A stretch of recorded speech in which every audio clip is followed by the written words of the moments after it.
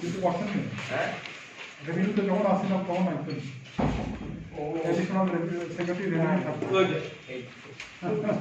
তখন দেখা হয়েছিল। Thank you.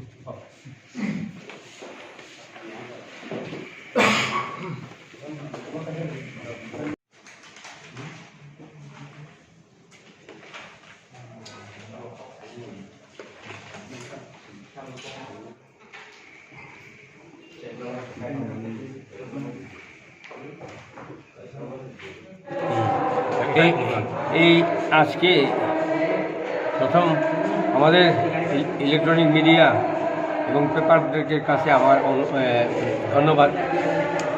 ব্যাপার হয়েছে আমাদের একটাই পয়েন্ট, আগামী মার্চ মাস 7 তারিখ আসলে একটা বছর হবে নির্বাচন হয়নি, যেখানে গত 21শে মার্চ মাসের 7 তারিখে তার এটা আসলো মেয়াদ আসলো, মেয়াদটা শেষ হয়ে গেছে।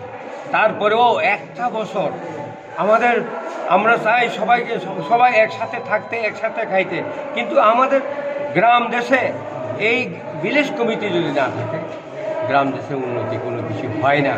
কেননা এখন অবধি ওই আমাদের গাঁও সভাতে আমরা যেটা 7 মেম্বার বানাইছি, তারা যে শুধু অনলি ফর রেগার কাজ দেয় আর বাকি কিছু হয় না। সেই কারণে আমরা ইমিডিয়েটলি নির্বাচন চাই। এর জন্য আমার অনুরোধ গভর্নমেন্ট অফ ত্রিপুরা এবং আমাদের গভর্নর ওনার কাছে ডেপুটেশন দিয়েছে ইমিডিয়েটলি যেন আমাদের নির্বাচন হোক।